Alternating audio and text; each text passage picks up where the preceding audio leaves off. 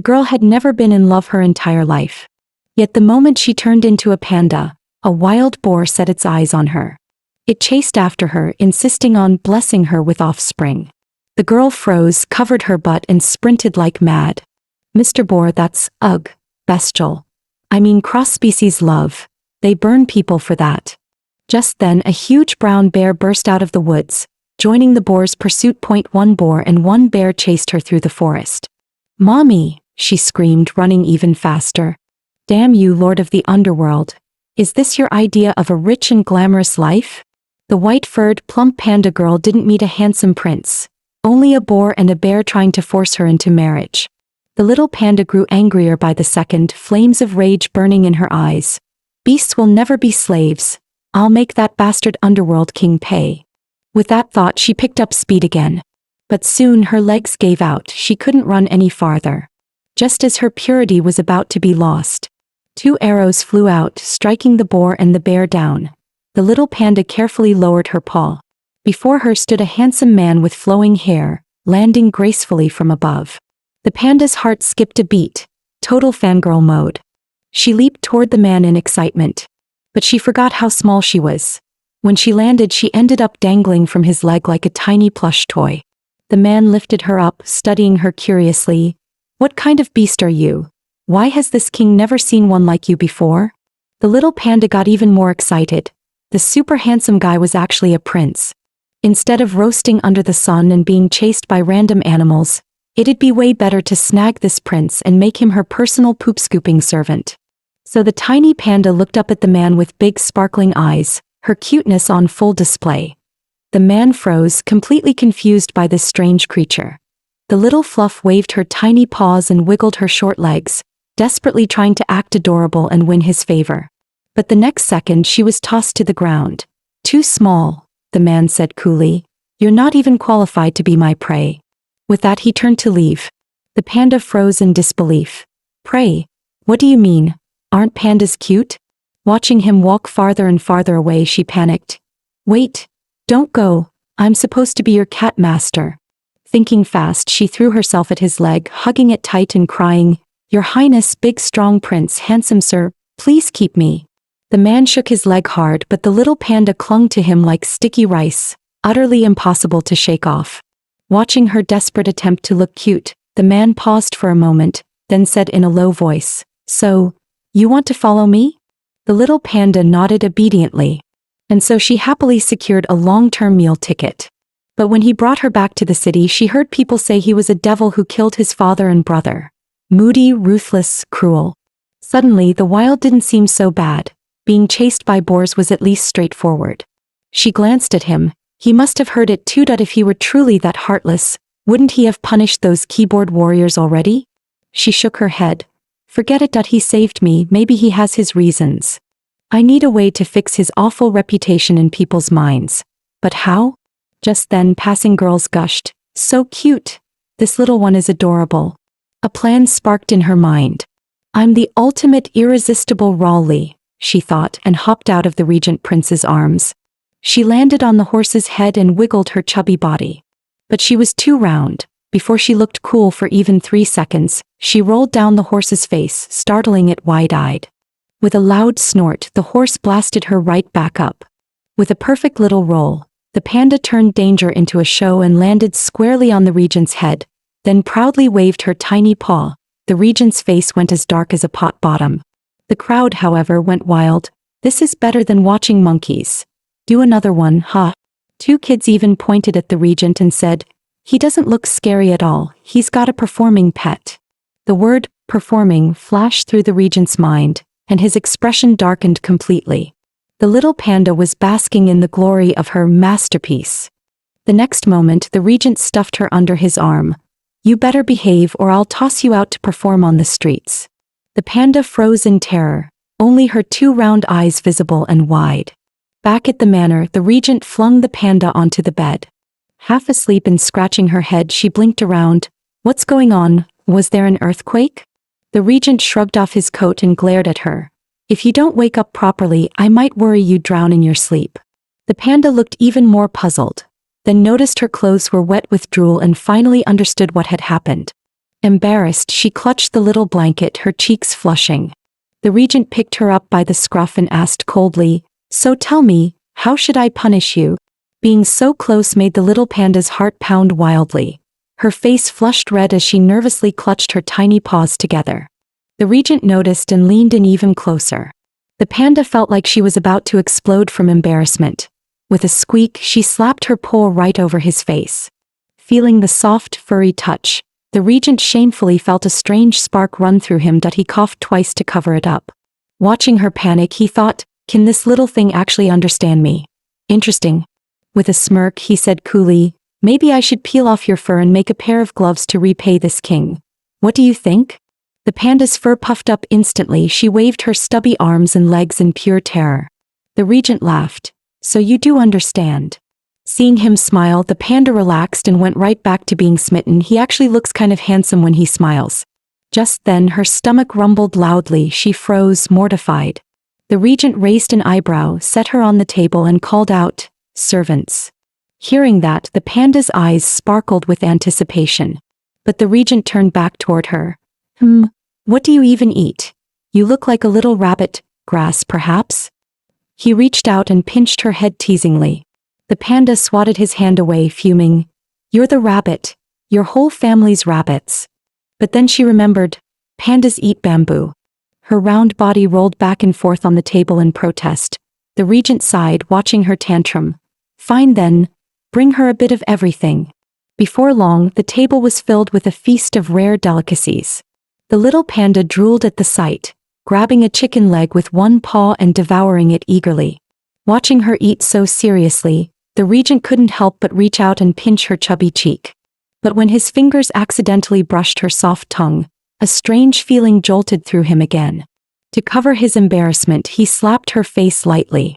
Unfortunately, the slap pushed a chicken bone straight into her throat.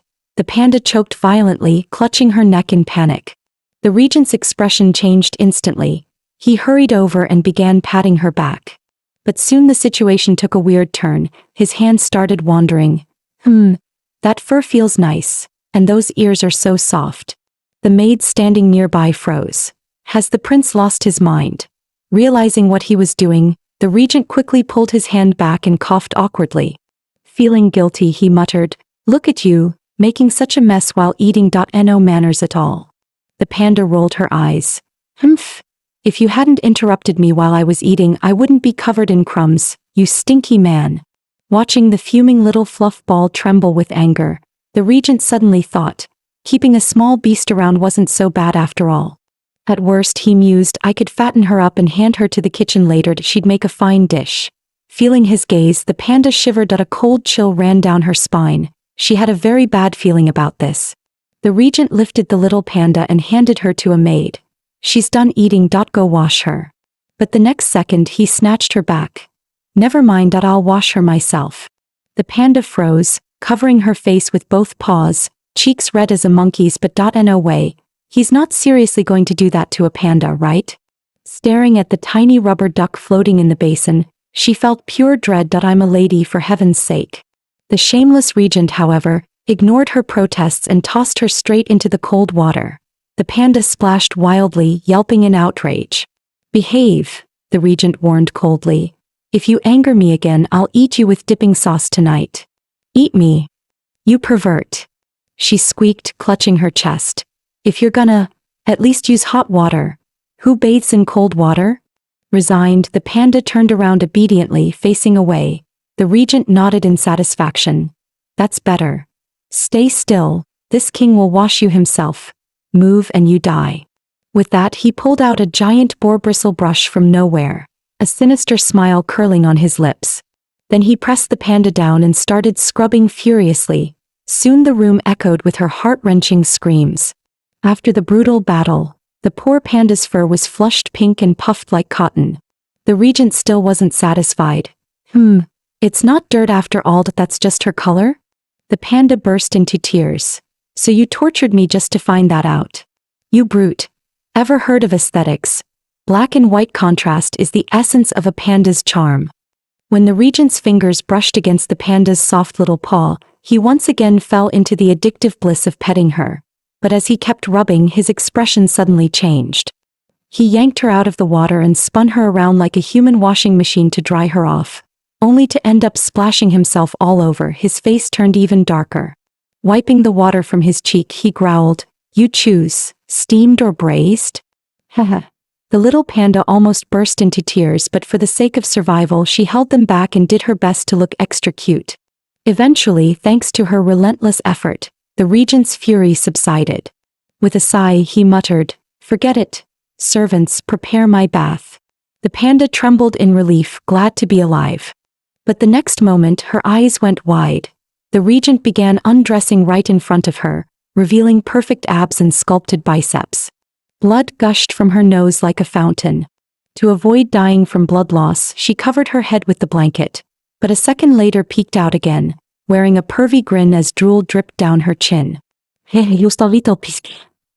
Suddenly she froze. On the regent's back was a strange-looking scar. That night, while the regent slept soundly, the little panda couldn't fall asleep at all. She stared enviously at the big warm bed and thick blanket. Watching him sleep peacefully made her even angrier. With a cold snort, she crept toward the screen. Gathering all her strength, she jumped, trying to hook his robe down. But being short and chubby, she barely rose 2 centimeters before crashing to the floor with a loud thud. The regent had somehow appeared right behind the little panda. "What are you doing?" His sudden voice made her nearly pee herself.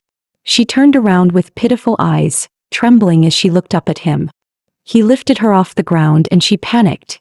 Thinking he was about to do something indecent, she flailed in a desperate struggle. But instead he placed her gently on the bed, leaving her completely confused.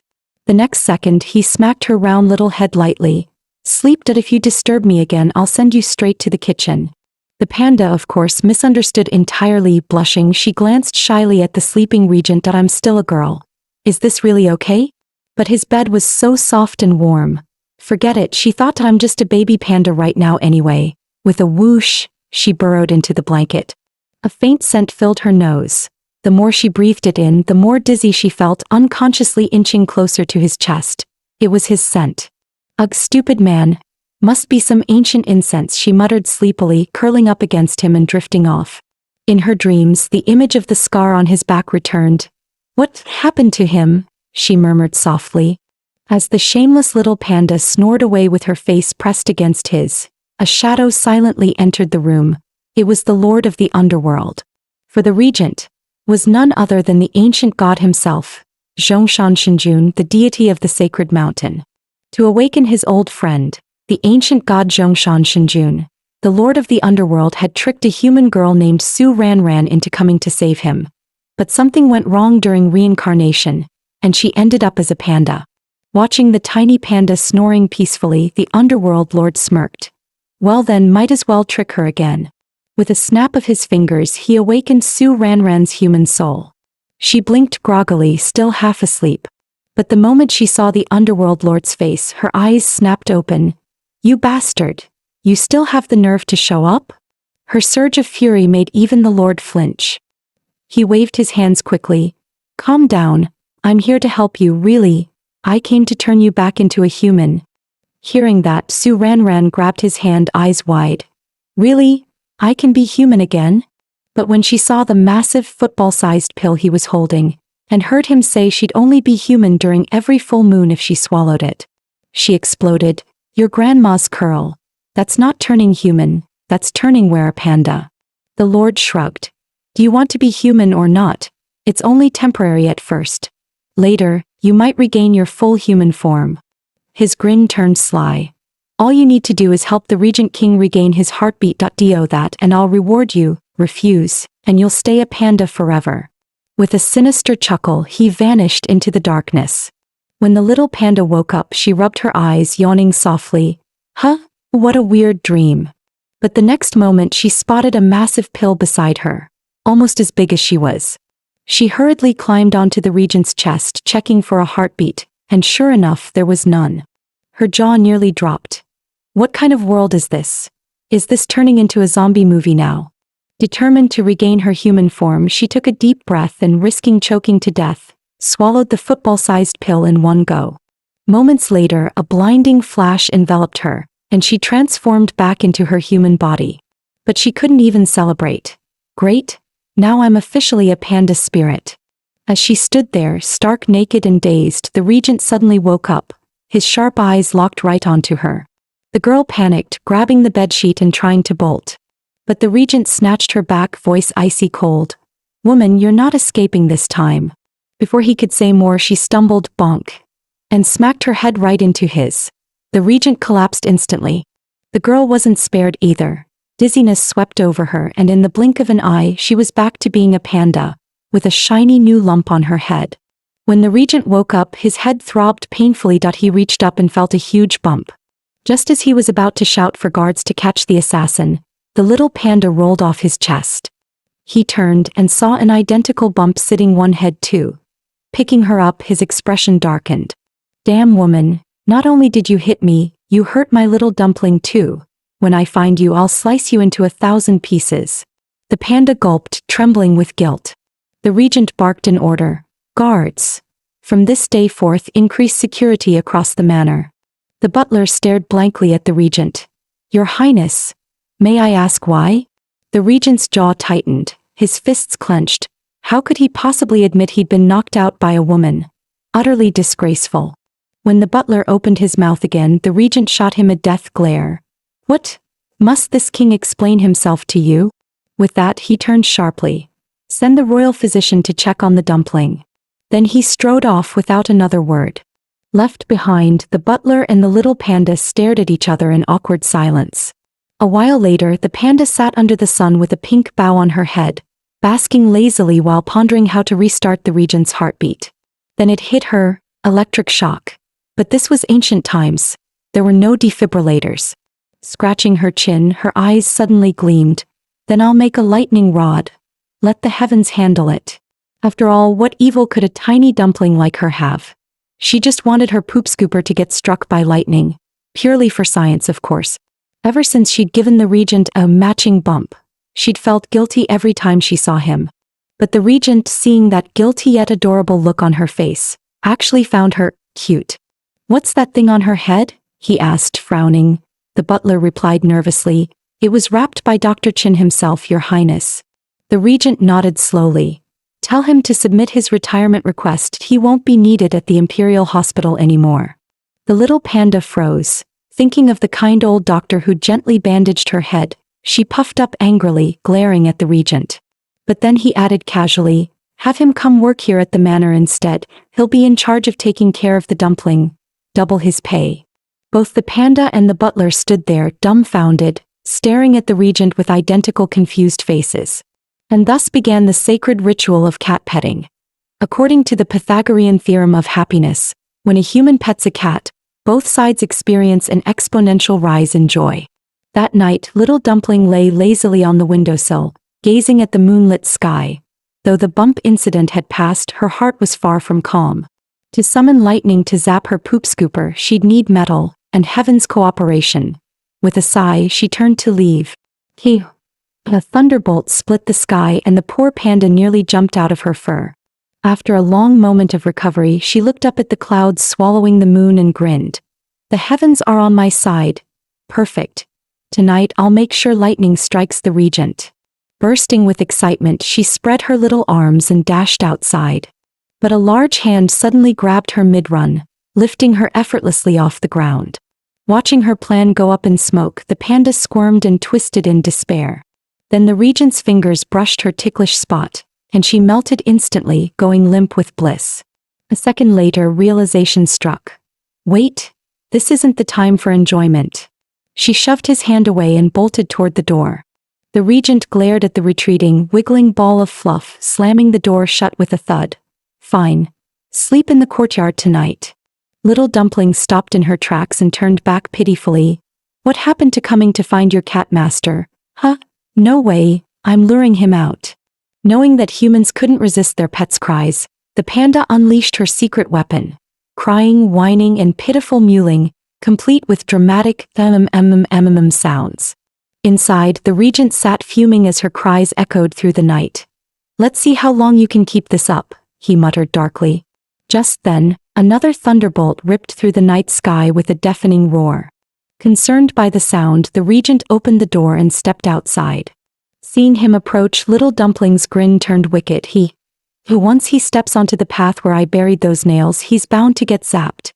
But to her shock, the regent walked in completely unharmed and promptly picked her up. What are you plotting this time? It's about to rain. I'll deal with you later. As he lifted the curtain with one hand, Little Dumpling froze. Then her eyes went wide in horror. A massive bolt of lightning was heading straight for them.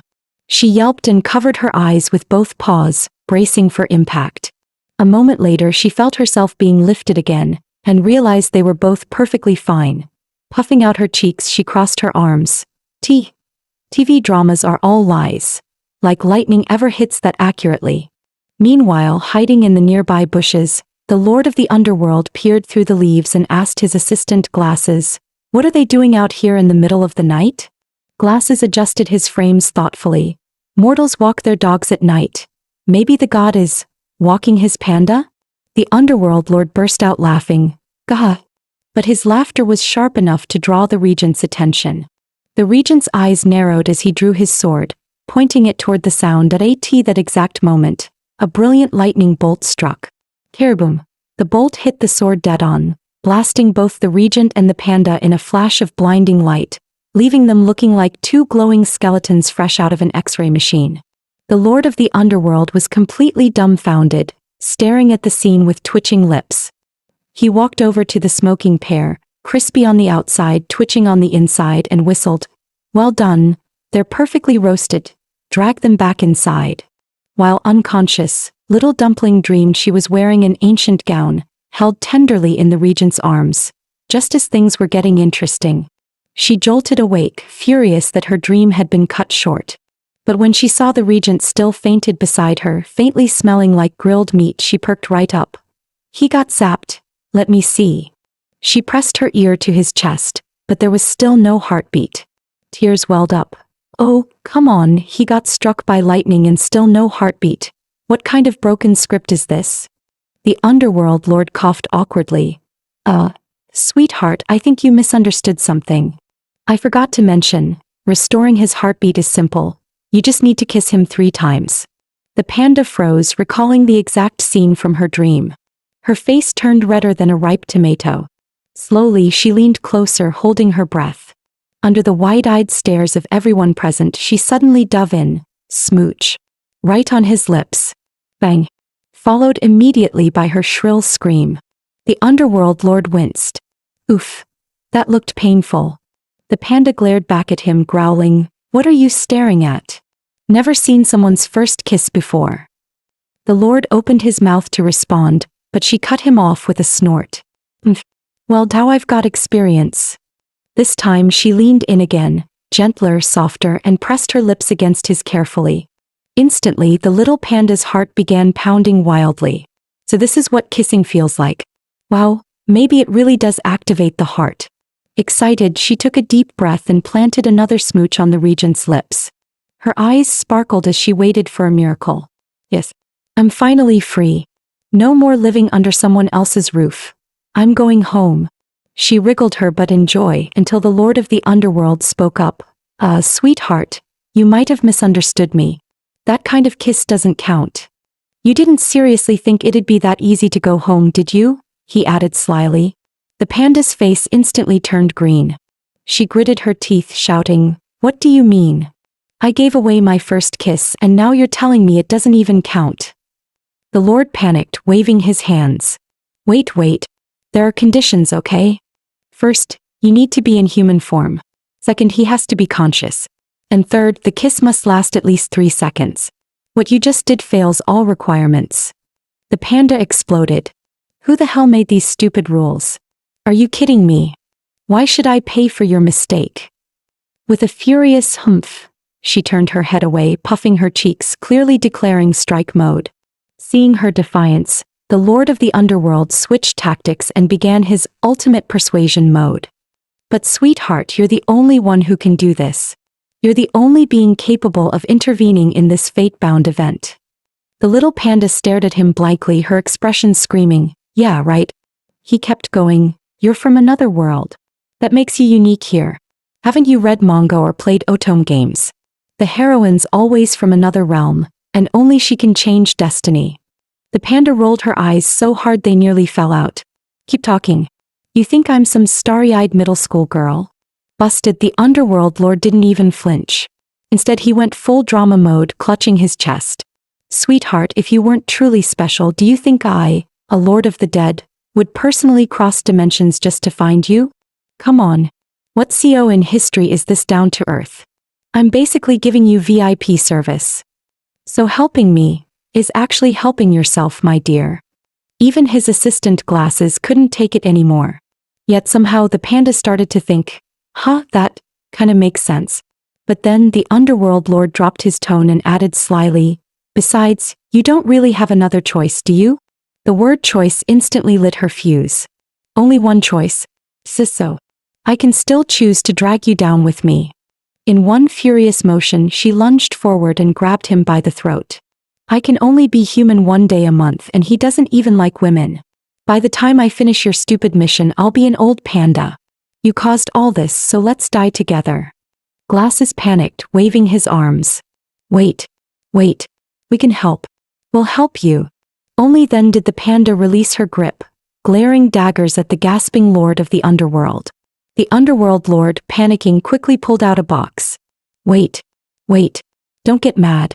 This is the latest invention from the Underworld Research Bureau, the Pretty Bell 1.0. The little panda suspiciously opened it, only to find another box inside. She opened that one too, and inside, yet another box. Her patience evaporated instantly. With a loud smack, she slapped the Lord of the Underworld right across the face. Dizzy-eyed, the Lord scrambled to pull out the real bell, plastering on a greasy smile. Heck, pretty, right? You like it? It's multifunctional, promise.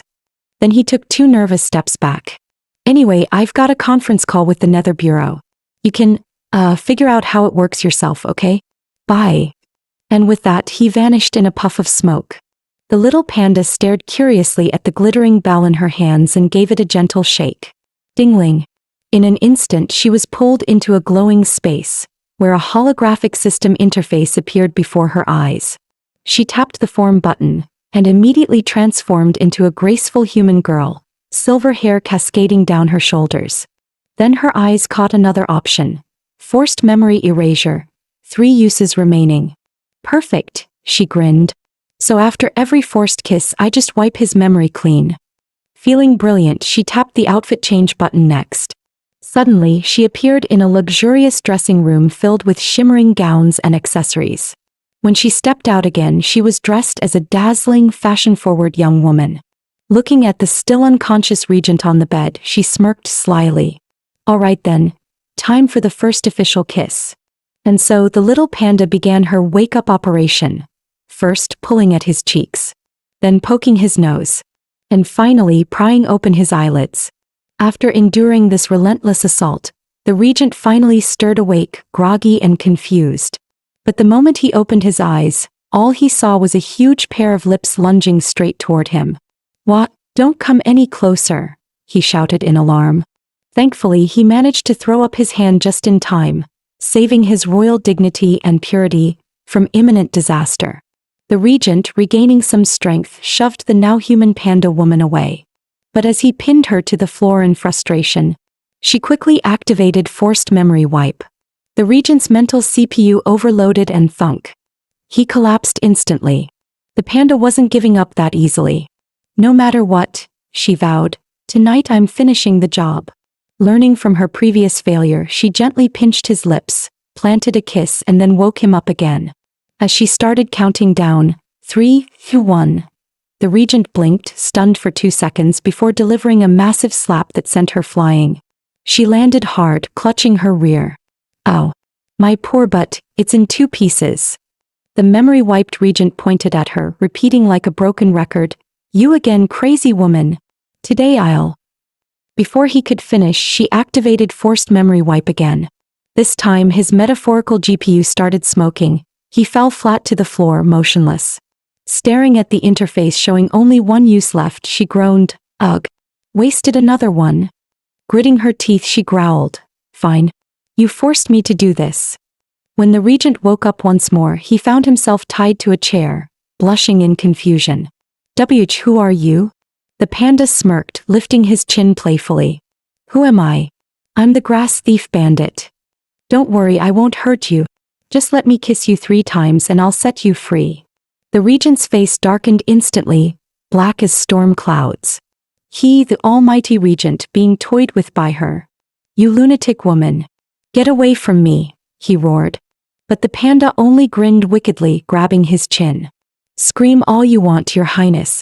Even if you yell till your throat bursts, no one's coming to save you. Then she puckered her lips and dove straight toward him. The regent's eyes widened in shock. With a swift motion of his finger, a flying sword streaked through the air, blocking her incoming attack.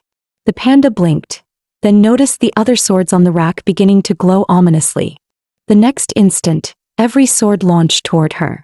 She barely took a step before getting pinned against the wall, arms and sleeves skewered like a bug on display.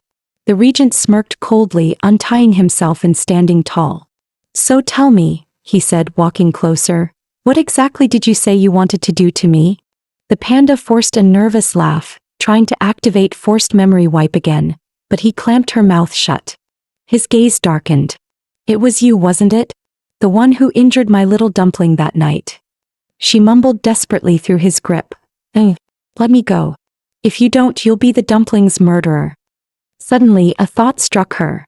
His germophobia. Her eyes glinted mischievously. She stuck out her tongue and licked his palm. The regent froze, eyes wide. What is this sensation? Seeing that her trick worked, the little panda doubled down, slurp, slurp, licking even harder like a creature possessed. The regent jolted as if struck by lightning, instantly yanking his hand back with a horrified, germ-alert look. The panda seized the moment, hitting forced memory wipe again. The regent's brain crashed on the spot, and with a heavy thud he collapsed like a system shutdown. She flailed for a while before finally freeing herself from the wall, dusting herself off and panting, "Phew," finally escaped. Gazing at the unconscious regent, she frowned thoughtfully. Guess I'll have to find another way. At least he probably won't remember any of this. So she sat beside his bed, chin resting on her hands, staring at him quietly all night long. When morning came, the regent stirred awake, his body aching from head to toe, his waist sore and back stiff. As he blinked his weary eyes open, he noticed something different about the little panda. There was a faint, almost mischievous softness in her smile. Under his intense gaze, the panda's confidence crumbled, and she quickly looked away, pretending to fuss with the blanket. The little panda had cleaned up the crime scene thoroughly last night. Not only did she put the flying sword neatly back on its rack, but she also patched the hole it made in the wall with paper, turning it into what could only be described as an ancient DIY renovation masterpiece. As she nervously peeked at the regent, he gave her a calm glance and said, "Your dark circles look worse today." Then he turned to a servant and ordered, "Have Physician Chin take a look at Tuanzi. Make sure those dark circles disappear." The panda stared in disbelief. Seriously? Just because she pulled an all-nighter, this man wanted to erase her dark circles? Was he actually being considerate? When the regent was about to leave for court, the little panda leapt up and clung to him like a koala, refusing to let go. Without even changing expression, the regent flung her off. She flew straight into the butler's face with a smack. But the chubby panda was quick and nimble. She bounced off the butler's face like a trampoline and launched herself right back toward the regent. The regent froze for a moment. This scene felt strangely familiar, like something he'd dreamed of before. Before he could figure out why, the panda landed squarely on his face. That soft, squishy impact made his heart skip a beat. With an unreadable expression, he tucked the panda under his arm and marched out as if nothing were wrong. The panda, snug in his grasp, grinned wickedly to herself.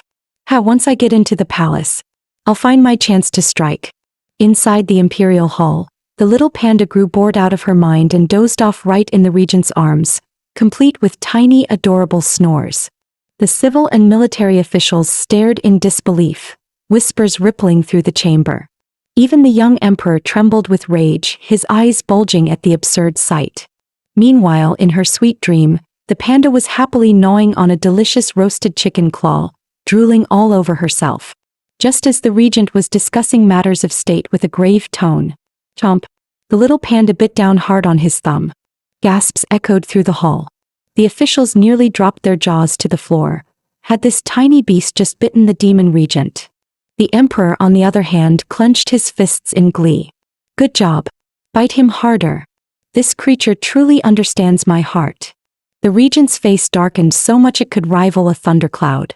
Completely unaware, the panda mumbled in her sleep, Smells so good, just a little small, kinda tough," and kept chewing enthusiastically. Then a chilling voice cut through her dream like a blade. "Let go." She blinked groggily, confusion clouding her eyes. When she realized she wasn't biting a chicken claw but the regent's very real, very bleeding hand, she froze, seeing blood spurt out like a tiny fountain, her tongue twisted in sheer panic. In a flustered panic, she pressed his hand back down, trying to stop the bleeding. But the moment she sighed in relief, 2 fresh jets of blood spurted out again. The poor panda was completely horrified. In a panic, the little panda bit down again. Another chomp straight on the same spot. The officials were utterly speechless. Was this creature suicidal? Second bite? With the regent's temper, she'd be lucky not to end up as his new fur collar. Hearing the words fur collar, every strand of her fur stood on end. What? A fur collar? No way. I like my body attached, thank you. She cautiously glanced up, only to see the regent staring at her with that chilling, unreadable gaze. Once the royal physician finished dressing his wound, the regent turned toward her hiding spot and said coldly, "What's wrong? Do something bad and now you can't even look at me?" Trembling, the little panda shuffled out from behind the pillar, clutching her head and giving him a pitiful, teary look, pure please don't me energy. That look hit the regent right in the heart. Against his will, his anger began to fade. "Enough," he sighed. "I won't punish you." The panda's eyes lit up like stars and she opened her mouth in joy. But the moment he saw that mouth, a flash of memory struck him. A woman's lips, too close, too familiar. The regent shuddered. Goosebumps raced up his arms.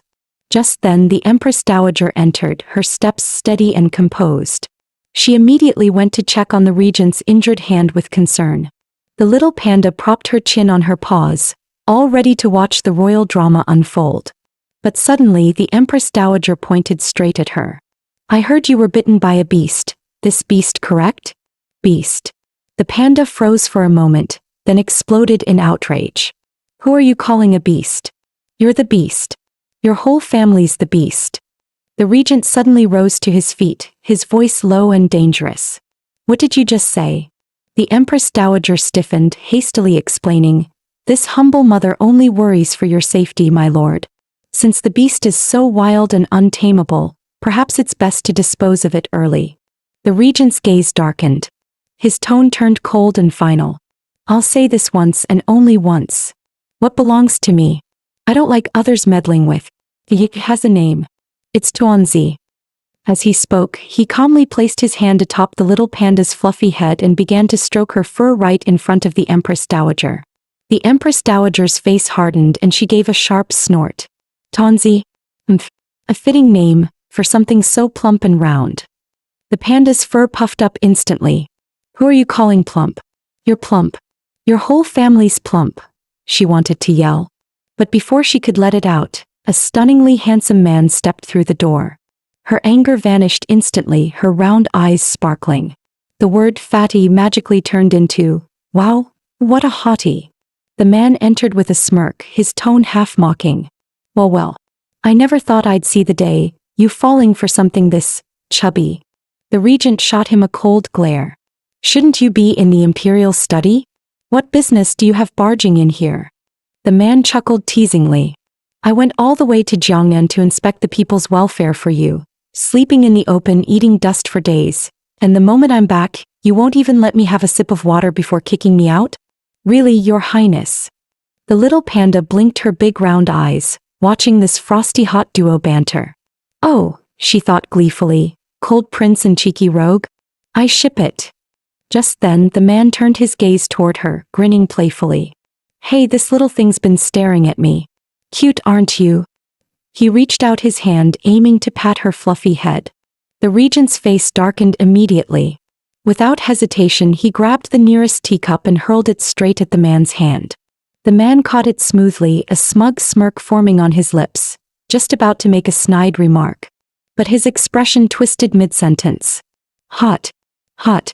Hot, he yelped, flinging the cup across the room. The regent's lips curved into a sly grin. Didn't you say you were thirsty? Go ahead, drink. And remember, what's mine isn't for anyone else to touch. But the man shot back with a grin. Am I someone else, you heartless bastard? The Empress Dowager's eyes narrowed instantly, glancing at him with wary suspicion. The man shrugged lazily. Fine, won't touch. Not like I'm into soft, squishy little things anyway. Did I prefer something grand and gloriously fierce? The little panda's imagination lit up Sparkle's lightning power poses. Okay, that is kind of fierce. While she was happily munching on stolen fish, a sudden chill ran down her spine. A dark shadow flashed past behind her. She turned and froze. The young emperor had fallen into the pond. She looked around frantically for help, but the courtyard was empty. In desperation, she jumped straight into the water. The moment she hit the surface, light flared, her panda body shifted back into human form. She pulled the emperor out safely. The boy stared up at her with wide, sparkling eyes. Thank you for saving me. Are you a fairy big sister? Afraid of being accused of witchcraft and burned alive, she quickly nodded. I'm your fairy sister. Then, seeing her chance, she grinned shamelessly. But hey, since I saved you, shouldn't you repay me somehow? It's easy, just tell your uncle, the regent, to let me kiss him 3 times. The boy's face turned pale. Can't. Uncle hates women. Even if I ordered him, he wouldn't listen. The panda-turned girl tilted her head, smirking slyly. Hates women? Oh, don't tell me he's gay? Her grin widened as she leaned closer, whispering like a gossiping devil. So tell me, little emperor, the regent and the chancellor, they're really close, huh? The naive young emperor stroked his chin thoughtfully. Yeah, they do seem really close. The little panda's eyes sparkled. Huh? I knew it. When love blooms, the regent stops attending court. Yep, CP confirmed. But while she was busy fangirling, a maid hiding nearby had seen everything. Her transformation included. The little beast turned into a woman. A demon, the maid gasped, pale as chalk. I must report this to the Empress Dowager at once. Upon hearing the news, the Empress Dowager's lips curved into a sinister smile. Dark thoughts began to brew. She summoned a Taoist exorcist, claiming she wanted to reveal the demon's true form. But secretly, she ordered poison to ensure the creature's death. Meanwhile, the regent realized Taunzi was missing and was about to go look for her himself. Just then, the Empress Dowager appeared, voice sweet yet venomous. No need to fret, my lord, that I know where she is. Why not come with me? When they arrived, Taunzi had already been forced to drink a bowl of so-called restorative soup. Moments later, the poison took hold. Her vision blurred, blood trickled from her nose and ears, and she collapsed. The little emperor cried out, Fairy sister, what's wrong? The Empress Dowager exchanged a knowing glance with the Taoist and sneered. Fairy sister? Looks more like a demon witch to me. But the moment she met the regent's murderous glare, the rest of her words died in her throat. Quickly, she snapped at the Taoist. Well, what are you waiting for? Cast your spell. The Taoist rushed forward, chanting furiously while jabbing her pressure points. Foul creature, reveal your true form. Yet no matter what he did, Taunzi's body remained the same. Fragile and still, no trace of demonic change. The young emperor stepped in front of her, trembling but resolute. If you dare hurt her again, I swear, I won't forgive you. The Empress Dowager's face darkened, unwilling to give up, and was about to order another strike. When suddenly, Taunzi's body went limp and she fell from the platform. The emperor reached out in panic, but the regent was faster. He caught her firmly in his arms. Taunzi, speak to me. For the first time, his voice trembled with fear. The chancellor stepped forward, his tone grave. Your Highness, she's no demon. From the look of it, she's been poisoned. Summon the imperial physician, now. The regent's command boomed through the hall. The Taoist tried to speak, but before a single word escaped his lips, the regent kicked him clear across the room. This charlatan bewitched the Empress Dowager. He deserves death. Guards, take him away and beat him to death. The air itself seemed to freeze under the regent's fury. Back in the palace, the physicians examined Tuanzi, their faces turned pale. Your Highness, she was poisoned with a lethal toxin, there is no cure. The regent's voice thundered like a storm. Useless worms. If she dies, I'll bury the entire imperial hospital with her. Once they were dismissed, his anger melted into fear. Sitting beside her bed, he gently held her paw, now trembling like a leaf. Tuanzi, wake up, I forbid you to die. You're my Tuanzi, not some monster. Suddenly, a faint mechanical voice came from her body.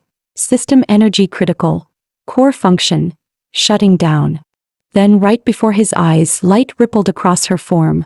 And the panda vanished, replaced by a woman. The very same woman who had attacked him and his pet before. The regent froze in disbelief. Instinctively, he grabbed a blanket and threw it over her head, muttering under his breath. No, impossible, that she's Tuanzi. I'm just seeing things after too many sleepless nights. The regent, refusing to accept what he'd just seen, shut his eyes tightly and took a deep breath. Then slowly he lifted the blanket. Seeing the familiar fluffy panda lying there safe and sound, he finally exhaled in relief. Just as I thought, an illusion. My Tuanzi could never turn into a woman. But before he could even finish the sentence, bang! A burst of light flashed, and the panda once again transformed into that infuriating woman. The regent froze, completely stunned. It took him several seconds before the truth sank in. His precious Tuanzi was the same damned woman who'd hit him and tried to steal his first kiss. Just then the physician entered with a bowl of medicine. Acting on instinct, the regent immediately scooped the now human Tuanzi into his arms, pulled the blanket over her and barked, "Don't look." The physician blinked, utterly bewildered. Your Highness, what in the world is going on? The regent cleared his throat and forced out, "Give her the medicine." Tuanzi opened her eyes weakly, her voice faint but laced with sarcasm. Seriously, look at me, do I look like I can drink it by myself? The imperial physician cleared his throat respectfully. If the patient is unconscious and unable to swallow, the only way is to administer the medicine, mouth to mouth. The regent's face turned crimson instantly, redder than a monkey's backside.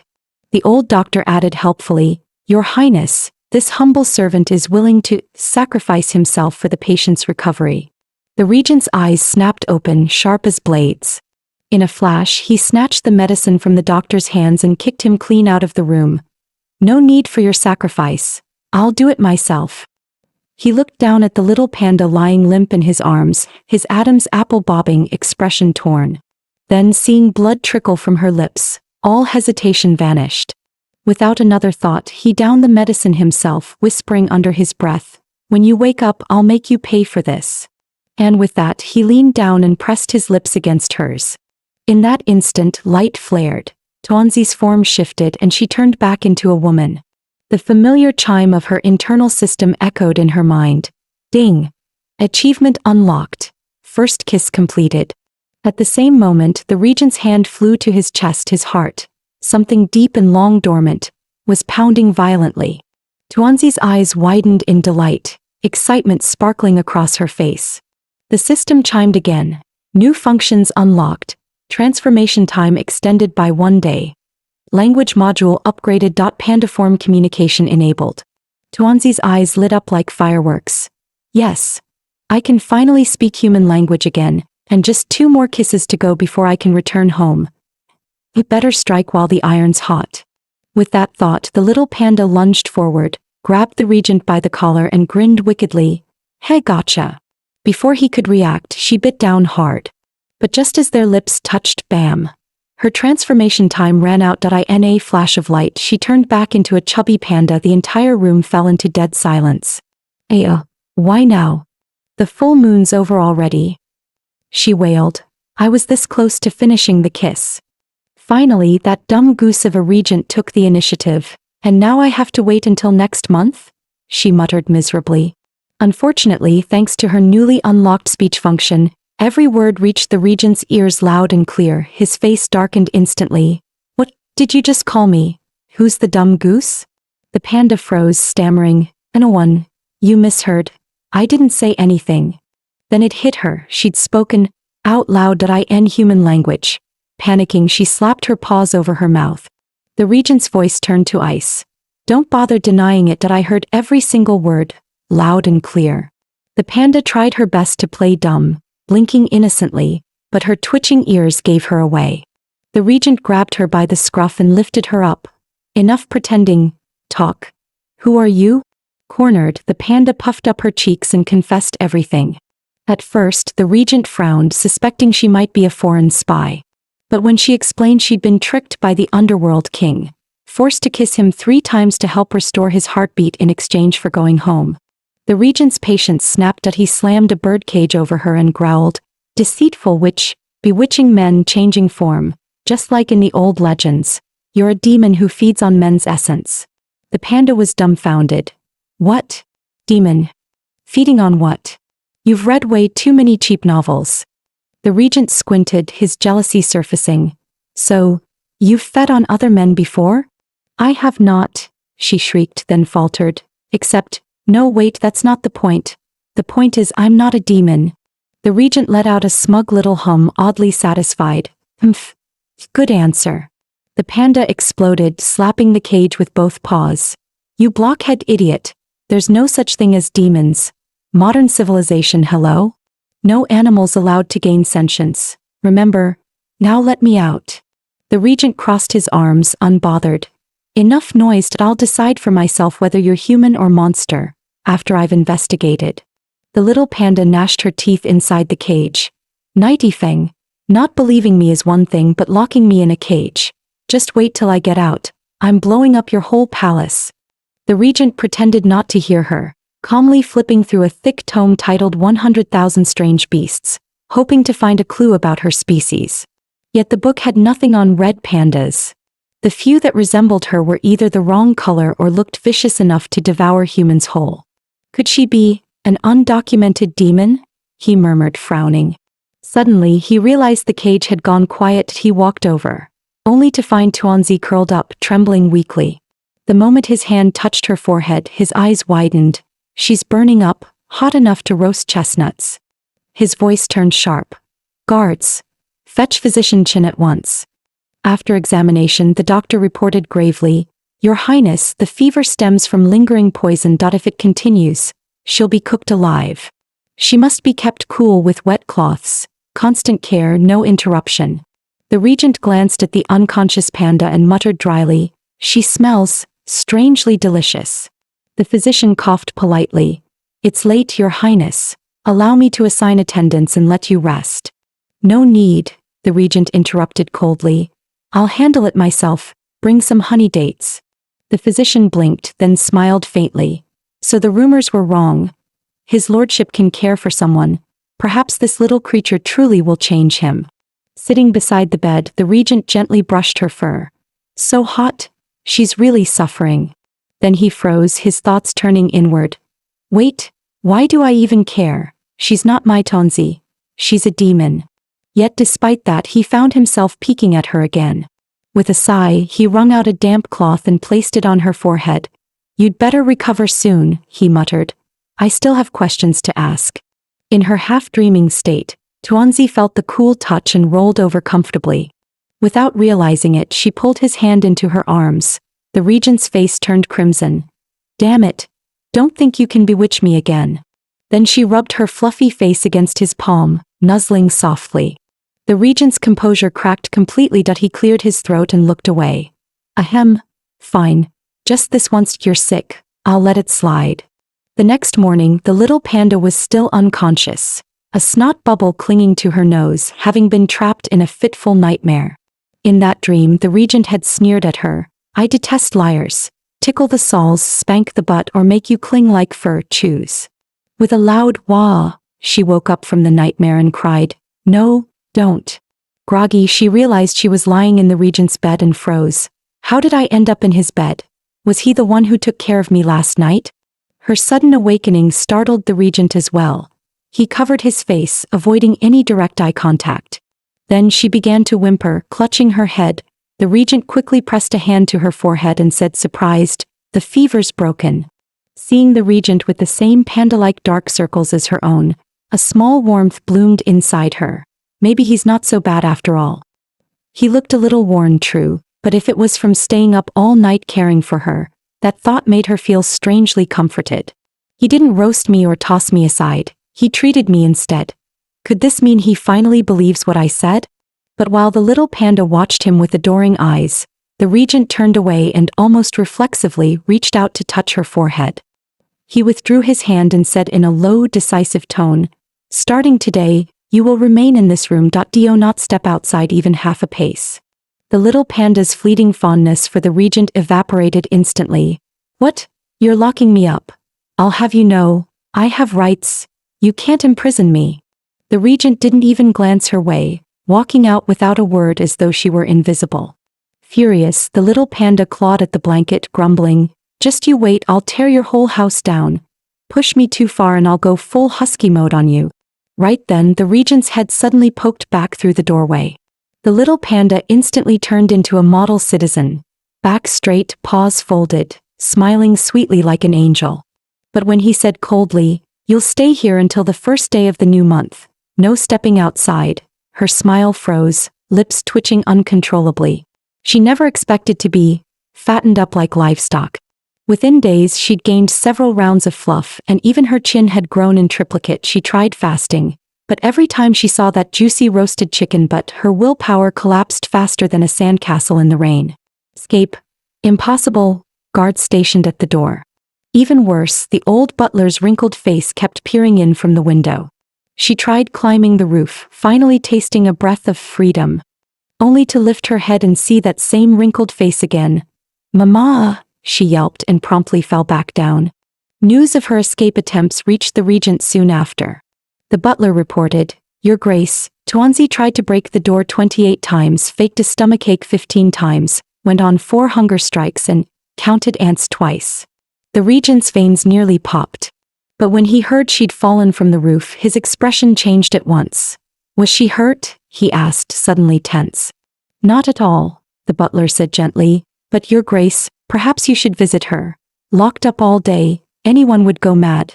Frankly, I think she's just acting up because she wants to see you." The regent paused, silent for a long while, hesitation flickering in his eyes. By the time the little panda's 6th hunger strike failed, the regent had already moved his work into her room. She looked at him with a pitiful expression. "Why is he here? Don't tell me he came just to keep me company?" Thinking that, she eagerly climbed onto the desk, plopped herself down right on his documents and beamed. "Nighty Feng, what brings you here?" The regent's face instantly darkened. "Get your rear off my memorial reports." Turning around, she realized she'd crumpled the stack into a wrinkled mess. In a panic, she spun around with a clumsy kick and began straightening the papers. Watching her round backside wiggle back and forth, the regent's face turned suspiciously red. His hand twitched forward almost on instinct, but at the last second he yanked it back. "No, she's a demon girl, not my Tuanzi." Yet as that soft, pale figure wiggled temptingly in front of him, his self-control began to crack. Then the little panda, trying to please him, carefully handed over the now flat papers. "Like this? Is it better?" she asked, her eyes wide and pleading. Forcing his voice into a cold growl, the regent shut his eyes. "Give it here, you wrinkled my documents. Your punishment is to grind ink for me." She pouted, dragging her paws. "Fine." But as she started grinding the ink, her mind began to wander. "The two of us, working by lamplight like this. It feels like a wife helping her husband study." Realizing where her thoughts had gone, she shook her head hard. No, Su-ran. What are you thinking? Stop drooling over his looks." Yet when her eyes met his focused gaze, those long lashes, that sharp jawline, that dangerously attractive Adam's apple, she couldn't help it. Her eyes glazed over and a bit of drool slipped from her lips. Noticing the little panda's shameless stare, the regent frowned sharply. "Don't look at me with those lewd eyes. I have no interest in female demons." The little panda panicked. "Who's looking at you like that?" The regent pointed at the desk. "Your drool's all over my papers. Are you trying to drown me?" Caught red-handed, she blushed furiously. But the next second she wiped her mouth and huffed. "Humph. So what if you're handsome? As a certified face lover, I've drooled over more hotties than you've eaten grains of rice." The word hotties made jealousy flash across his face. He crushed his brush in one hand. "So you have tasted quite a few men then?" The little panda froze, spine prickling. "Oh, "Oh, you've got it all wrong. I told you I'm not a demon, I don't eat men. The handsome guys I meant are from shows. I just looked at them from afar. I never even touched a pinky." The regent gave a cold snort and turned back to grind ink again. The panda puffed her cheeks, pouting as she resumed her task. Outside, two maids secretly watching exchanged giggly looks. "Did you see that? Why does it feel kinda sweet when His Grace bullies her? Right? She's like a grumpy little wife being scolded by her husband." By midnight, the panda couldn't hold on any longer. She yawned widely and splattered ink all over her own face. Watching her snore away with ink stains and a silly expression, the regent felt a strange tenderness creep up on him. He tried to resist, but the fluffy temptation was too much. Slowly, his hand reached toward her. "Just one little pat. She's asleep anyway," he murmured. When his palm brushed her soft fur, a wave of bliss coursed through him. Then, smirking to himself, he picked up a brush. Moments later, the once snowy little panda was covered in black spots, a perfect spotted bear. Meanwhile, ever since Tuanzi's poisoning, the young emperor had been obsessed with her, throwing tantrums in the palace just to see her again. To keep the boy quiet, the regent decided to lecture him with all the wisdom of a strict mentor. "Have you finished all the books I gave you? A ruler must be diligent and disciplined, that if you only chase pleasure, how can you become a great emperor?" After that, he handed the boy a towering pile of homework and left in perfect composure, leaving the little emperor completely petrified. The next day, the regent dutifully brought the little panda into the palace. It turned out the young emperor had used a clever excuse, claiming the southern kingdom of Wu had gifted them a rare exotic beast, and issued an imperial decree for the regent to bring the panda along to play with it. Reading the decree, the regent's forehead throbbed. "Summon Grand Tutor Ding," he ordered coldly. "Next month, double his assignments." Then with one sharp motion he snatched the panda back from the emperor's arms. Kneeling slightly, he laid down the law. "First, don't leave my sight. Second, you are forbidden to speak in front of anyone, including His Majesty, unless your life is in danger." The panda nodded eagerly. Okay, no problem. What's the third one?" Just then, the pink-haired chancellor suddenly appeared behind the regent, leaning close with a teasing grin. "Whispering secrets, are we? Why not share them with me too?" Then he turned toward the panda. "Little cutie, the one who almost kicked the bucket last time, feeling better now? The Wu Kingdom gifted us a magnificent beast. Want to come see it with me?" He stretched out his hand invitingly. The panda's eyes lit up, but the regent's expression darkened like a storm. Smack. The regent slapped the chancellor's hand away. "I'll take her," he said icily. Then he looked back at the panda. "Third rule, don't give anyone that lewd, sparkly look." The panda rolled her eyes. "Lewd?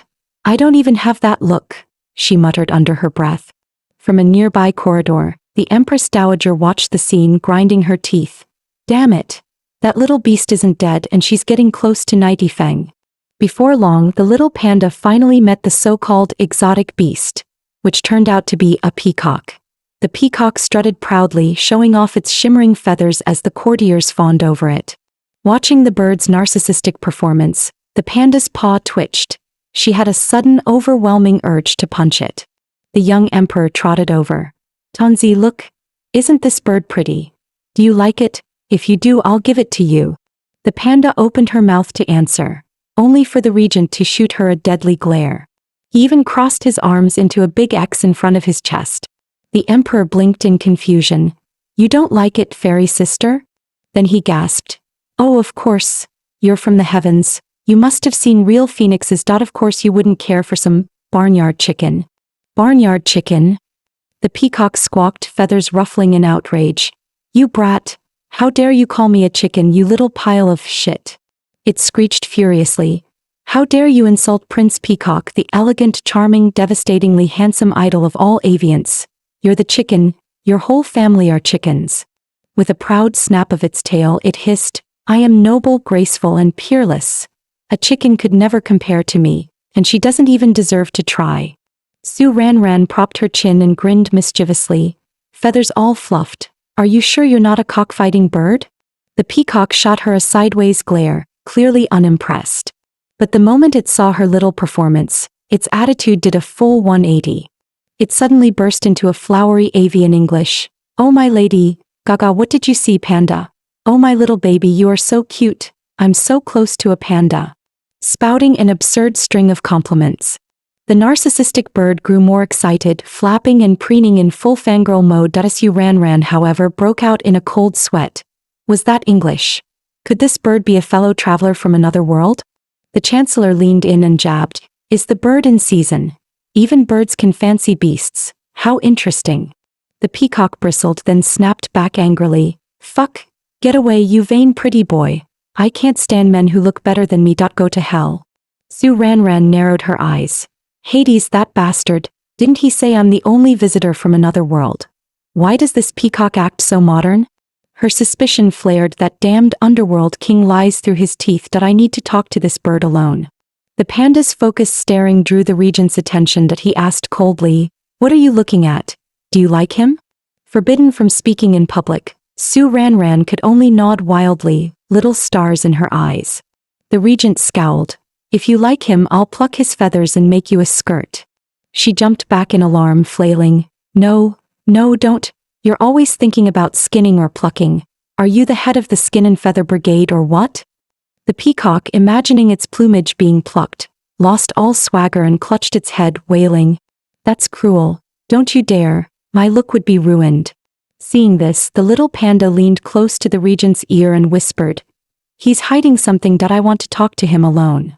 The majestic peacock turned out to be none other than Li Gooden, a modern-day influencer who had somehow transmigrated into a sharp-tongued bird. In this world, he'd already suffered inhumane treatment and been chased by dogs down 18 streets. When the panda learned from his own beak that he was actually her favorite idol from her past life, she completely lost her mind. She started flattering him shamelessly, metaphorically licking his feathers like a crazed fangirl. She even peeled grapes with her own paws and fed them into his beak one by one. The regent's face darkened to pitch black. Without a word, he grabbed the peacock by the throat. The bird immediately clucked like a terrified chicken. Feeling the killing intent radiating off the regent, the peacock could practically see his obituary, grilled, steamed, and served with sauce. But instead of killing him, the regent simply threw him into a cage and snorted, "Guards, send this chicken back to Wu." The word return made the former influencer explode. What the hell? Do you think I'm merchandise? You can't just return me within 7 days, he squawked furiously. To save the peacock, the panda immediately switched into full flattery mode. Massaging, serving tea, fetching water, doing everything short of kneeling. When she held out a grape to feed the regent, the motion perfectly mirrored how she'd fed the peacock earlier. His expression froze, then turned icy cold. The panda blinked nervously. Why is he mad again? Did I do something wrong? Does he hate grapes? Trying to smooth things over, she leaned forward with an awkward grin. You don't like grapes, huh? Then what do you like? I'll peel that for you instead. The regent grinned slyly, pointing at the durian on the table. The little panda froze on the spot. But for the sake of her beloved idol, she steeled herself, shouted dramatically, "Watch this hand-splitting durian technique." A loud crack echoed, followed by her heart-wrenching scream. The regent was stunned. He hadn't thought she'd actually try it in a flash. He grabbed her bleeding hand, frowning as he wrapped it carefully in bandages. His unexpected tenderness made the panda's heart skip a beat. Wait, did he just turn into a softie? But 1 minute later she was thrown straight into solitary confinement. Bang. The door slammed shut. Outside, the regent hesitated. He was about to send word to keep the peacock for questioning. But then remembered the way that flashy bird had looked at the panda. His jaw tightened. Forget it, return that feathered flirt to Wu. What he didn't know was that someone else was already handling the peacock. One maid holding an 80-meter pair of scissors and a small leather whip. The peacock could only wail in despair, regretting every inch of his overly long neck. Meanwhile, the panda, desperate to save her idol, set her sights on the life-saving bell the Underworld king had given her. She lifted it in hesitation. But this is my only protection.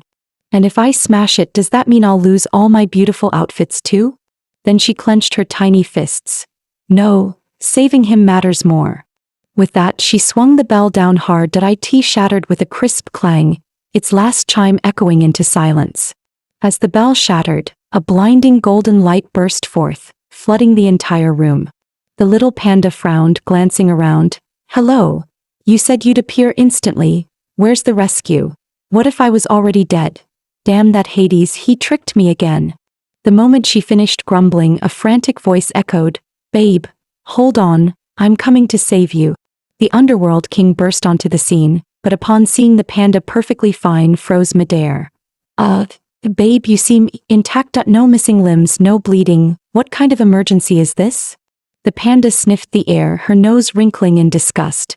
I'm fine, but you, why do you smell like something died in a swamp? Hades sniffed his own sleeve, then roared, You smashed the bell for this. Do you know what I went through? I was having diarrhea. I literally clenched, pulled up my pants and rushed here without wiping. His voice climbed higher. Half of it's still down there knocking on the door, and you have the nerve to say I stink? The panda rolled her eyes. She'd only done it to save that sharp-tongued peacock.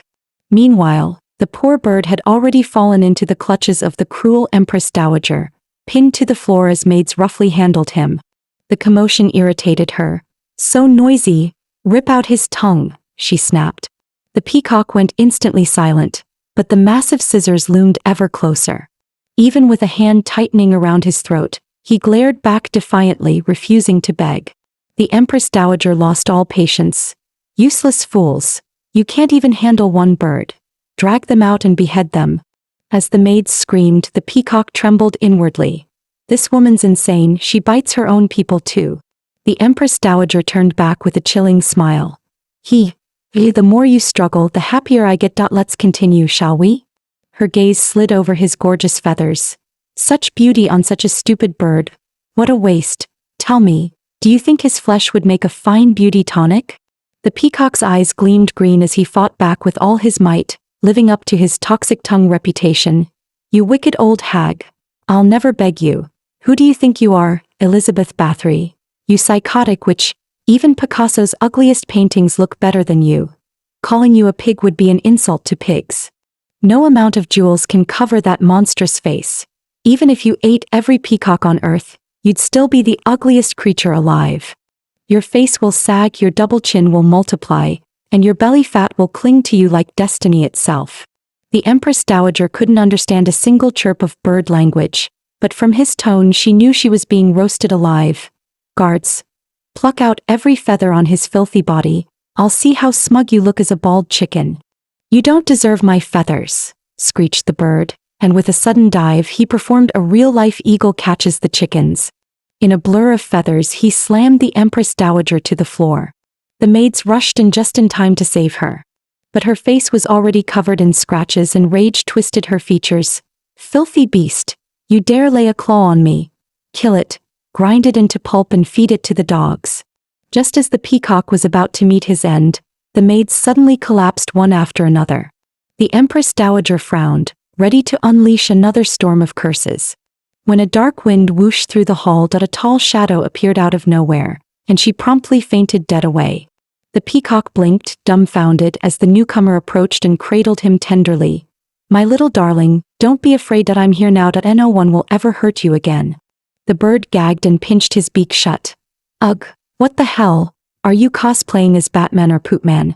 Why do you smell like a sewer exploded? Hades' face went dark as ink. You ungrateful featherball. Show some respect, I just saved your life. The peacock squinted at Hades, his tone dripping with disdain. A savior? Pleased that I've been in showbiz for years. I can spot a bad egg from a mile away, and you, my friend, are definitely not a good bird. Hades' smile twitched. Before the bird could even thank him, he was tossed straight onto the street. Hades had more urgent personal business to finish. The lost bird stumbled around, clueless about which way to go, until a mangy street dog appeared behind him, licking its chops. Meanwhile, the little panda was plotting her great escape and somehow ended up crawling onto the regent's roof. Curiosity got the better of her. She quietly lifted a tile and peeked inside, only to be greeted by a flash of bare skin. Everything that shouldn't be seen was seen. Her eyes widened as she spotted the terrifying scars across his back. Her imagination went wild. Cue tragic palace flashback. Orphaned young, tortured by eunuchs and jealous concubines. Her eyes filled with tears of maternal pity. But before she could finish her emotional fantasy, the tile beneath her cracked with a sharp snap, and she screamed as she plunged down. Luckily, the regent caught her midair, arms strong and steady. At that range, she got a perfect view of his toned waist and firm abs. Her nose gushed blood instantly. The regent smirked, leaning closer. "Tell me, little panda, what exactly are you staring at?" She panicked. I was admiring your aura." "Oh." He chuckled darkly, pressing her closer against his abdomen. "Then feel my aura properly." Elsewhere, the peacock's luck ran out. A mutt stared him down, drooling. A fat bird. Must taste delicious." The peacock screamed and bolted, running so fast he hit 180 miles per hour. Unfortunately, he ran headfirst into the prime minister's chest. The pink-haired man grinned wickedly. "Oh my, straight into my arms. So forward you must like me already." And just like that, the peacock found himself with a new partner. Moments later, the minister dragged him toward a bath. The peacock tried to flee, but the man grabbed his wing and yanked him straight into the tub with a splash. Meanwhile, Hades finally uncovered the reason behind Lee Gooden's transformation. Someone had cast a dark curse on him, sealing his true form inside that bird's body. Without hesitation, Hades snapped his fingers. The spell shattered instantly. At that exact moment, the toxic-tongued bird, still sharing a bath with the prime minister, suddenly spun in circles and fell straight into the water. When the minister pulled him out, his jaw dropped. The bird had turned back into a man. The mood shifted instantly. Steam filled the room. Eyes locked. Tension thickened. It was no longer a bath. It was a scene. The next day, after literally breaking the regent's roof, the little panda decided she had to lose weight. But after running just a few meters, she collapsed flat on the ground, gasping, "Nope, I'm done. Leave me here to die." The regent walked over, arms folded, his tone dry as dust. "Your waist has doubled, your chin has tripled, and the roof couldn't handle your mass." Each word was a direct hit, but the panda puffed up in protest. "I refuse. Fat pandas are cute. You're just a dictator. This is oppression against panda rights."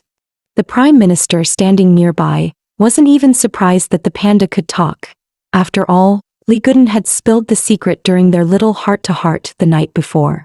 The regent noticed the minister's arrival, and the panda instantly covered her mouth, pretending to be mute again. But when she spotted Lee Gooden, she couldn't contain herself and rushed forward excitedly. The regent's face darkened as he yanked her back by the scruff. Lee Gooden, meanwhile, had been scooped right into the prime minister's arms. Confused and flustered, he struggled to break free. The regent's brow furrowed. Something about that flamboyant man felt annoyingly familiar. The panda wriggled in the regent's grip, flailing and pouting. Taking advantage of the chaos, she managed to grab Lee Gooden's hand, finally reunited. But before they could even smile, bam! The regent kicked them both out of the room. "How could you do that?" the panda snapped, glaring up at him. "You just threw Gooden out like trash." The regent's expression turned sour, jealousy practically radiating off him. "That man, you know him. You two seem rather close, don't you?"